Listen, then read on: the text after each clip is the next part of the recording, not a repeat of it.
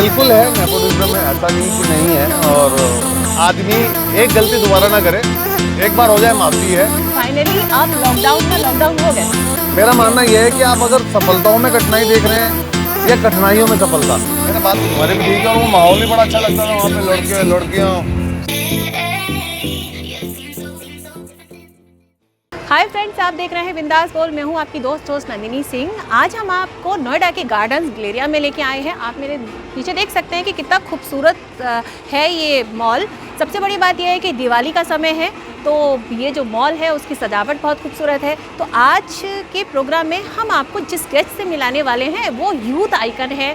और सबसे बड़ी बात यह है कि उन्होंने देश के बड़े बड़े रियलिटी शोज़ में पार्टिसिपेट किया है, विनर रहे हैं और बहुत ही डाउन टू अर्थ है। आज के हमारे गेस्ट बहुत ही हम्बल हैं और सबसे बड़ी बात यह कि उनका देशी अंदाज लोगों को बहुत पसंद आता है। तो चलिए सबसे पहले आपकी उनसे मुलाकात कराते हैं। आज के हमारे जो गेस्ट हैं वो है आशुतोष कौशिक। बहुत थैंक यू साथियों।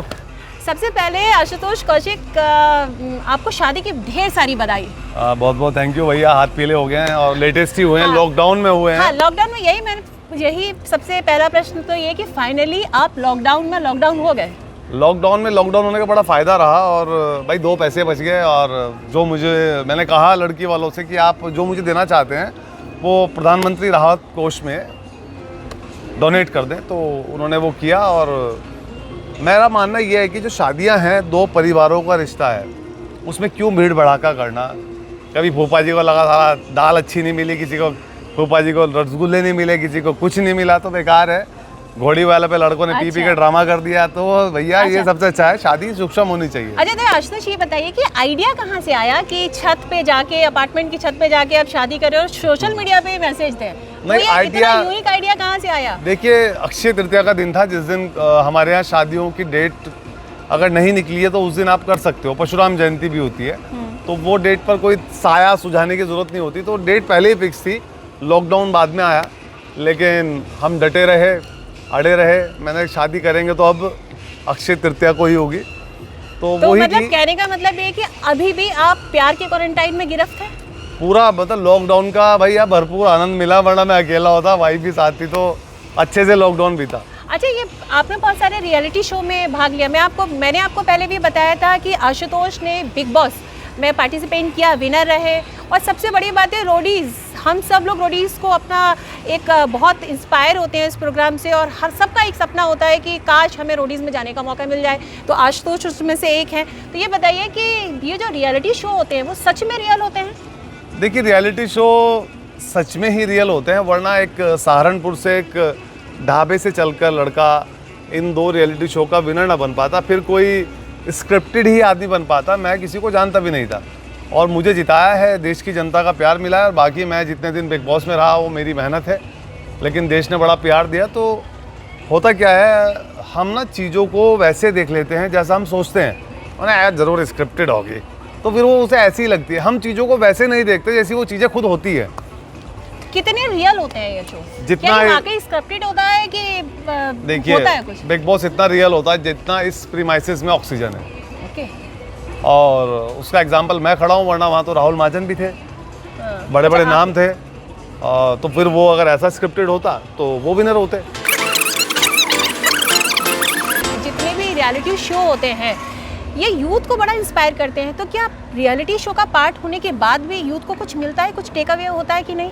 बिल्कुल मिलता है। जैसे मैं अपना कहूँगा भैया, सबसे पहले तो करोड़पति हो गया। हाँ, रियलिटी शो से हुआ हूँ और एक नाम और एक फेम शायद इतना किसी करोड़पति को नहीं लोग जानते होंगे या बिजनेसमैन को नहीं जानते होंगे जितना लोग मुझे जानते हैं।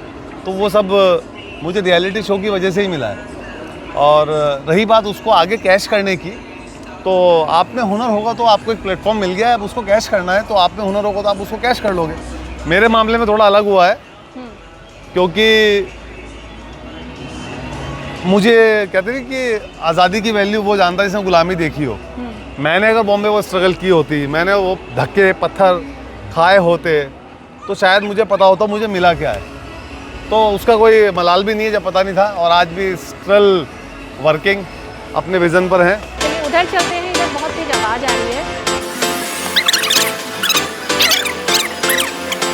तरीके की, आप कहाँ को बिलोंग करते हैं, कहाँ से अपब्रिंगिंग है और कैसे आप मुंबई तक पहुँचे, आप अपना वो सफ़र बताइए। देखिए, मैं सहारनपुर, यूपी, इंडिया, पृथ्वी ब्रह्मांड का रहने वाला हूँ। अच्छा।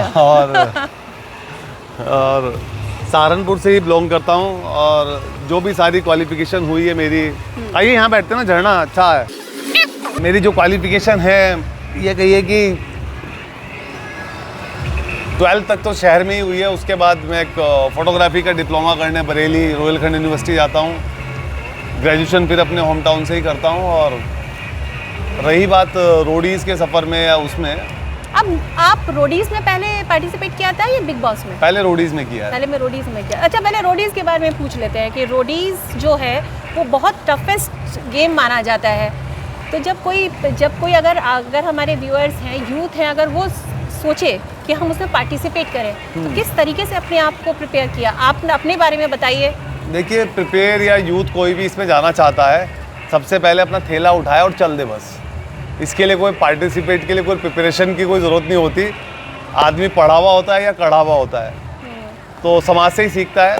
और जब मैं गया तो मैंने ऐसी कोई प्रिपरेशन नहीं की थी। कुछ लड़कियां आए मेरे पास, कहने लगे भैया ऐसे कोई रोडीज़ का एक शो है और उसमें चलते हैं। मैंने उसमें होता क्या है, सिंगिंग होती है? कह रहे नहीं। मैंने अच्छी बात है, सिंगर भी हम नहीं है। हम तो अगर गाना खुद गाएं तो हमें खुद को अच्छा ना लगे, दूसरे को तो क्या लगेगा।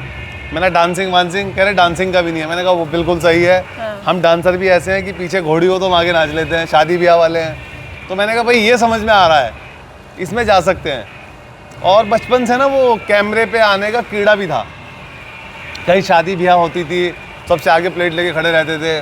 कहीं मीडिया वाले अपनी ओबी वैन लेके खड़े हैं तो मैंने इधर आओ हम बताएंगे यहाँ पे क्या हुआ था, और हमें कुछ नहीं पता, ताकि हम टीवी पे आ जाएं। तो मैंने कहा यार ये भी अपनी जो खुजली है ये पूरी हो जाएगी। तो इसलिए मैं सहारनपुर से अपने दोस्तों के साथ रोडीज़ का सबसे पहला ऑडिशन मेरा हुआ चंडीगढ़, जहाँ मैं रिजेक्ट हुआ।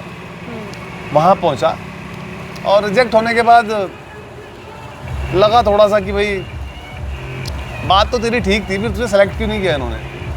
क्योंकि जो उन्होंने पूछा था मुझसे, मैं इसलिए उसको ठीक कहता हूँ, मैंने बड़ा प्रैक्टिकल आंसर दिया था। जैसे उन्होंने पूछा फॉर एग्जांपल कि भाई जो ये पुलिस होती है, इस पुलिस को पैसा देना चाहिए नहीं देना चाहिए? मैंने कहा देना चाहिए। कह रहे क्यों? मैं देखो भाई साहब, आप अपनी गलती पे दे रहे हो। पुलिस अगर अपनी पे आ जाए आपसे बिना गलती के भी ले लेगी, और मेरे पास नहीं है कोर्ट कचहरी में फालतू पैसा देना।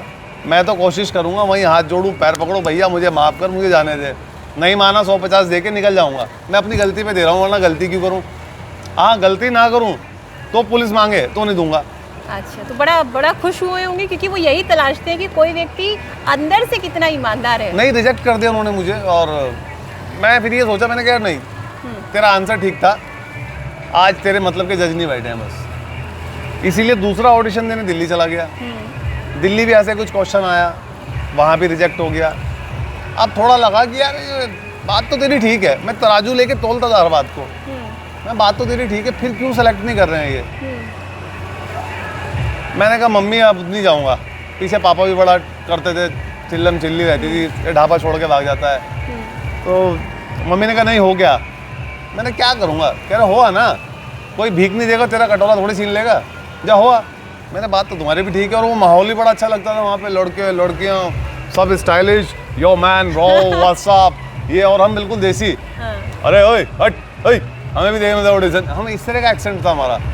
तो वो माहौल भी अच्छा लगता था। तो तीसरे ऑडिशन में जब मैं गया तो वहाँ से मैं अकेला ही सेलेक्ट हुआ। मतलब आज मेरे मतलब के जज बैठे थे, इंसान तो मैं वही था।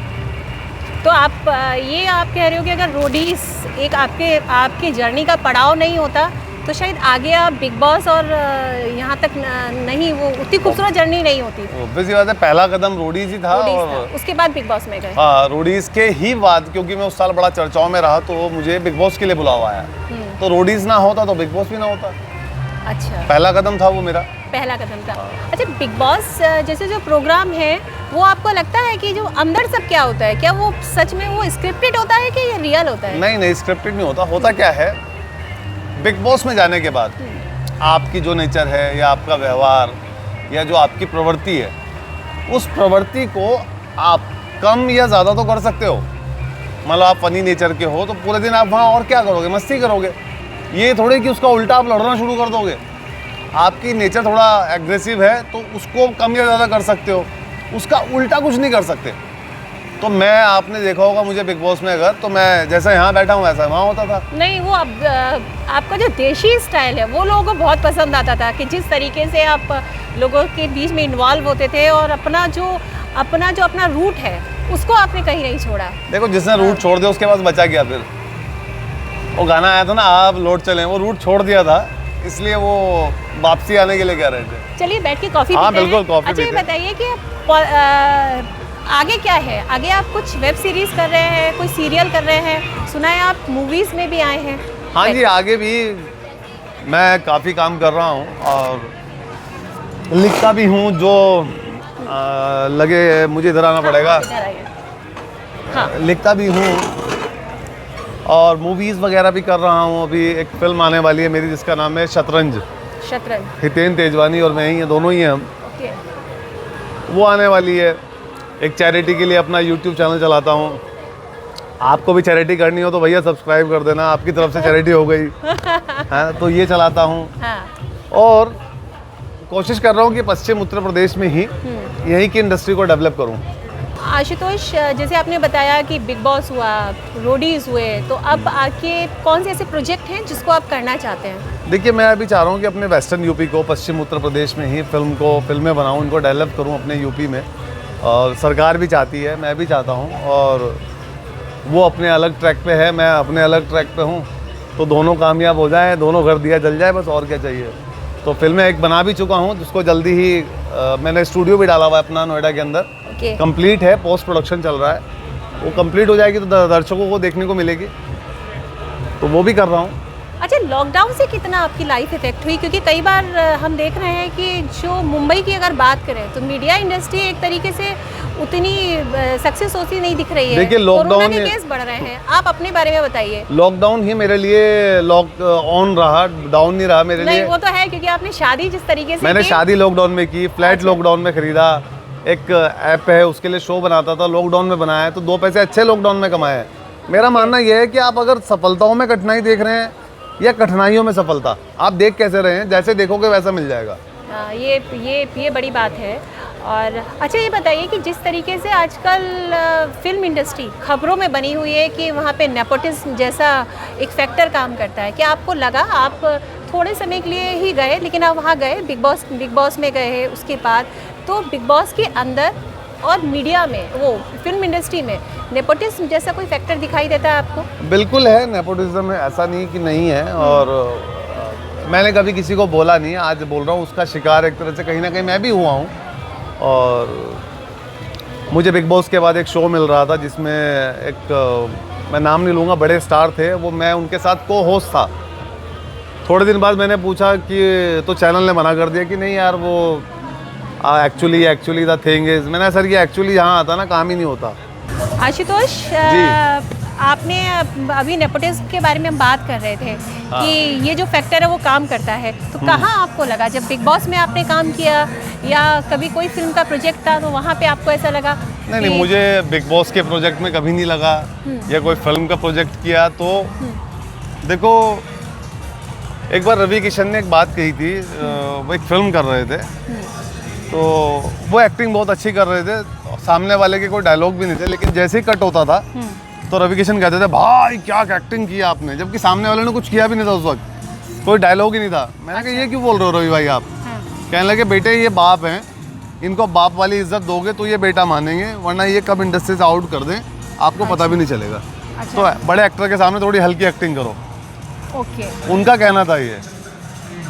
वो ईगो पे जाके होता है कि कोई व्यक्ति नया आया है, वो कैसे सरवाइव कर तो लेगा। ये हमारे सामने ऐसी एक्टिंग कर रहा है, कटवा देते हैं, रोल कटवा देते हैं, बहुत सारी चीज़ें होती हैं। और यहाँ पे घर से फ़ोन आ रहे होते हैं, भैया कोई काम मिला क्या? पहले दिन फ़ोन आ जाता है, हम कहें काम नहीं मिला तो अपने घर आ जा, अपने ढाबे पे बैठ यहाँ पे, तो घर से डंडा ही रहता है। आप डॉक्टर बनने के लिए बच्चे को 5 साल की पढ़ाई के लिए भेज दोगे, इंजीनियर बनने भेज दोगे, एक्टर बनने कहोगे तो घर वाले ही सोचते हैं कि क्यों भाई, एक्टिंग पे उन्हें भरोसा ही नहीं होता कि 5 साल ये बर्बाद कर देगा, फिर लाइफ में क्या करेगा। तो घर वालों का भी सपोर्ट नहीं होता है, इंडस्ट्री में ये हाल होता है, आदमी फ्रस्ट्रेशन में जाता ही जाता है। तो आपका कहने का मतलब ये कि थोड़ा सा मुश्किल होता है हाँ, अगर आप लेकिन किसी फैमिली को बिलोंग नहीं करते हैं, लेकिन अगर मैं आपके किसी के पास हाँ, नाम नहीं है। लेकिन मैंने ये भी कहा है, आप कठिनाइयों में सफलता देखो। सुसाइड इसका हल नहीं है। Suicide is the permanent solution of temporary disease. Temporary चीज़ों का परमानेंट सोल्यूशन है, ये चीज़ें टेम्परेरी हैं। आप अपने व्यवहार से उधर बांटते हैं, उधर ये मॉल बहुत खूबसूरत है और उधर ये मॉल अच्छा दिखेगा। हाँ बताइए। मतलब आप अपने व्यवहार से, चीज़ों से चीज़ें बदल सकते हो। तो इसका मैं ये नहीं कहूँगा कि इसका सिर्फ एक हल है सुसाइड, बहुत गलत है, कमज़ोरी है। तो हाँ, लेकिन ये होता है वहाँ, ऐसा नहीं है कि नहीं होता। और उसे भी क्रॉस करके लोग आगे पहुँचे हैं। उसमें अक्षय कुमार हैं, शाहरुख खान हैं, बहुत सारे नाम हैं जो इंडस्ट्री के टॉप पे बैठे हैं। तो अभी कोई वेब सीरीज़ है जिसमें हम आपको देखेंगे? अभी कोई वेब सीरीज़ नहीं है। अभी तो जो हमने अभी पश्चिम उत्तर प्रदेश में फिल्म बनाई है और उस फिल्म ही दर्शकों के सामने लाएंगे। और वेब सीरीज वगैरह के लिए मतलब आपको बनाई है क्या, कुछ प्लान है या वो नहीं, शूटिंग हो मैंने चुकी ही प्रोड्यूस की है, शूट पूरा हो चुका है। अच्छा। अब उसका पोस्ट प्रोडक्शन चल रहा है। ओके। और बहुत कम बजट में बनाई है और देखते हैं क्या रिजल्ट आता है। रिजल्ट आएगा और अच्छी बनाएंगे, नहीं आया तो ये तो बनाएंगे। अच्छा ये बताइए कि आगे क्या फ्यूचर देखते हैं? क्या अक्सर ऐसा होता है कि आप बड़े बड़े शो का पार्टिसिपेट आपने वहाँ पार्टिसिपेट किया, विनर रहे, उसके बाद सोचते हैं कि चलो पॉलिटिक्स ज्वाइन कर ले। तो आपको कहीं दिमाग में है कि पॉलिटिक्स ज्वाइन करनी है? देखो पॉलिटिक्स का क्या होता है, मेरे पास लोग बड़ी उम्मीद लेके आते हैं कि मेरा ये काम करा दो। और मेरे स्तर पे जो होता है मैं उनको फ़ोन करता भी हूँ, ऐसा नहीं है। लेकिन जब किसी पार्टी में आएंगे, ज्वाइन करेंगे तो और ज़्यादा अड़ के काम करा सकते हैं। बेसिकली आम जनता का काम हो जाए, इसलिए पॉलिटिक्स में आना चाहूँगा, बिल्कुल आना चाहूँगा। और जब लगेगा ऐसा माहौल आ गया है कि पॉलिटिक्स में आ जाना चाहिए तो ज़रूर आऊँगा। अच्छा अभी कोई प्लान नहीं है, अभी काम करना है? जो पार्टी इज्जत देगी उसमें ज़रूर जाऊँगा, वो कोई भी हो। लेकिन अभी इंडस्ट्री में काम करना है। अभी इंडस्ट्री में काम करना है। आज भी 4 लोग मुझसे उम्मीद लेके आते हैं, भैया मेरा ये हो गया, मेरा वो हो गया। और मैं उनके लिए आज भी फ़ोन करता हूँ। मैं किसी पार्टी में नहीं हूँ, किसी में नहीं हूँ, लेकिन जब ज़रूरत पड़ेगी अपने शहर से ही पार्टी में आके चुनाव लड़ूंगा, इलेक्शन लड़ूंगा, फाइट करूँगा, जीत कर तब आऊँगा। अच्छा आशुतोष ये बताइए कि जिस तरीके से अभी योगी जी ने घोषणा की कि हम यूपी में एक फिल्म इंडस्ट्री बनाएंगे, तो आप वो कैसे देखते हैं? क्या लगता है कि यहाँ के लोगों को एम्प्लॉयमेंट मिलेगा और यहाँ के लोग जो कलाकार हैं उनको एक अपनी पहचान मिलेगी? देखिए जैसे योगी जी ने कहा है हम यूपी में एक फिल्म इंडस्ट्री बनाएंगे। अगर योगी सरकार या योगी जी या बीजेपी जो भी हैं यूपी में, जैसे नोएडा में उन्होंने पास किया है और एक राजनीति की दिल्ली हो जाएगी, एक माया नगरी मुंबई थी अब बॉम्बे आ जाएगी। लेकिन अगर योगी जी हमें इंफ्रास्ट्रक्चर और साथ में सिक्योरिटी, ये 2 चीज़ अगर दे दें तो यहाँ पर फिल्म सिटी सक्सेस होगी। वरना जैसे पहले प्लान बने थे वो प्लान पहले के ऐसे ही फेल हो जाएंगे। मेन है सिक्योरिटी। और क्योंकि बॉम्बे के अंदर आप देखें रात के 12, 1, 2, 3 कितने बजे भी अकेली लड़की ऑटो में बैठ के घूम सकती है। तो वो सुरक्षा जनता को यहाँ मिल जाए, इंडस्ट्री को मिल जाए, तो यहाँ भी इंडस्ट्री कामयाब है। अगर वो सुरक्षा यहाँ नहीं मिल पाती तो इंडस्ट्री बनने के बाद भी यहाँ कोई नहीं आएगा। अच्छा लॉ एंड ऑर्डर की बात तो छोड़ देते हैं, लेकिन वैसे अगर यहाँ बनती है तो वो सक्सेस रहेगी क्योंकि अपन बिल्कुल हमें है कलाकार। भाई हमें बॉम्बे नहीं जाना पड़ेगा, उनकी शक्लें नहीं देखनी पड़ेंगी, जिनसे बात करना पसंद नहीं है हमें भी। और उनकी एक वो नेतागिरी खत्म हो जाएगी कि इंडस्ट्री तो बॉम्बे में ही है, घर के पास में होगी, जब मर्जी घर चले जाएंगे। अपना घर कौन छोड़ना चाहता है? अगर यहाँ वो चीज़ें होंगी तो कौन चाहेगा अपना घर छोड़ना? एक मजदूर जो है नौकरी करने आता है उसे अपने ही गाँव में रोज़गार मिल जाए, वो क्यों आएगा? मुझे मेरे शहर में रोज़गार मिल जाए तो मैं यहाँ क्यों आऊँगा? बॉम्बे क्यों जाऊँगा? हाँ घूमने जाया करूँगा कभी, समुद्र देखने या वो करने, अपने व्यापार के लिए बॉम्बे नहीं जाऊँगा। अच्छा आशुतोष ये बताइए कि आपने बड़े बड़े रियलिटी शो बिग बॉस और रोडीज और कई अभी फिल्मों में भी देखा, तो आपने अपनी पर्सनैलिटी में क्या चेंज पाया? या आपको ऐसा लगा कि अगर मुंबई नहीं जाते तो ये शायद इम्प्रूवमेंट नहीं हो पाता? क्या कुछ चेंज? मैंने चेंज ये पाया है कि एक सोचने का दायरा बड़ा है। पहले मैं जितना सोचता था उससे फालतू सोचने लगा जब मैं जगह जगह देश में घूमा, बाहर गया, मुंबई गया। तो पहले मुझे अच्छा नहीं लगता था लड़की छोटे कपड़े पहने, बाद में मेरा नज़रिया बदला। अबे तू अपनी नज़र बदलना, ये छोटे आपने बहुत बड़ी बात कही है। देखिए आशुतोष का तो ये मेरा नज़रिया बदला क्योंकि छोटे शहर में था। हम इस तरह के लड़के होते थे, इस तरह के भाई होते थे, मैं तो 10 सेटिंग कर लूँ लड़कियों से, मेरी बहन की तरफ आंख उठा के भी ना देखे। क्यों भाई? जब तू खुद ऐसा है तो दूसरे को कहने लायक है ही नहीं। तो इस तरह के काफ़ी सारे नज़रिए बदले हैं, देखने का नज़रिया बड़े शहरों में जाकर बदला है। आशुतोष, यही बात आपको बहुत बड़ा बनाती है, क्योंकि हम सब जानते हैं कि कई बार हम सच बोलने में बहुत घबराते हैं। जैसे आशुतोष ने बोला कि हम खुद कितनी भी लड़कियां पटा लें, लेकिन दूसरे को ऐसा करते हुए नहीं देख सकते, या अपने परिवार की किसी भी सदस्य को ऐसे करते नहीं देख सकते। तो ये बहुत बड़ी बात है। और ये बात तो है कि जब हम बाहर निकलते हैं, हम एक्सप्लोर करते हैं दुनिया को, तो हमारी सोच बदलती है। मेरी फ्रेंड थी, वो ये बोल रही थी कि लड़की थी, उसने बोला कि मेरे पापा ने ये कहा कि तुम अब बेटे बालिग हो गए हो, 18 साल के हो गए हो, अब आप चाहो तो ड्रिंक कर सकते हो।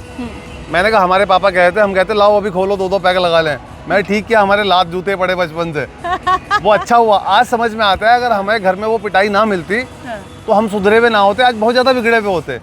तो अपने भी बच्चों को देखना चाहिए कि भाई ये बच्चा समझता कैसे है। मुझे बचपन से डी और बी, छोटा डी और बी होता ना, जो स्मॉल डी और बी, बड़ी प्रॉब्लम थी। पिटता था, 5th क्लास में आ गया, पिटता ही रहता था, टीचर भी, मम्मी भी।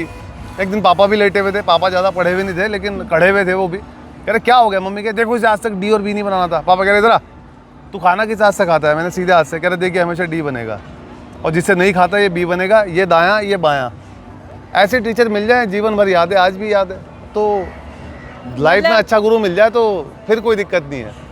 अच्छा, ये बताइए कि जो लोग आपको देख रहे हैं वो आप कौन सी ऐसी बातें बताएंगे जो उनको अपनी पर्सनालिटी में चेंज करना चाहिए, जो आपको लगता है कि आपने उस स्ट्रगल के दौरान काश आपको कोई अच्छा मेंटोर मिल जाता तो आपका स्ट्रगल थोड़ा बच जाता? देखो मैंने ये देखा है, आपको ना बातचीत करना आना चाहिए, कुशल और व्यवहारिक ज्ञान आना चाहिए।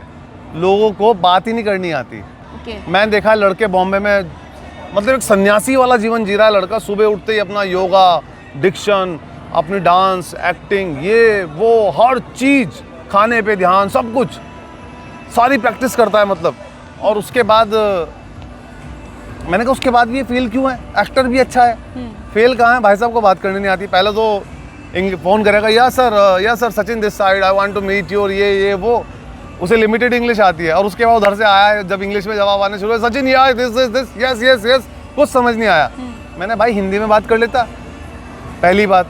अच्छा फाइनली मीटिंग भी शुरू हो गई, लाइनअप हो गई, उसके बाद भी कि आ जाओ मिलने आ जाओ, तो उसको ये नहीं पता कि मुझे कब एंट्री करना है और अब कब मुझे मेरी बात पूरी हो चुकी है एग्जिट करना है। और बात करनी भी नहीं आती। मतलब एक किस्सा बताता हूँ, एक बार दांतों में और ज़बान में लड़ाई हो जाती है।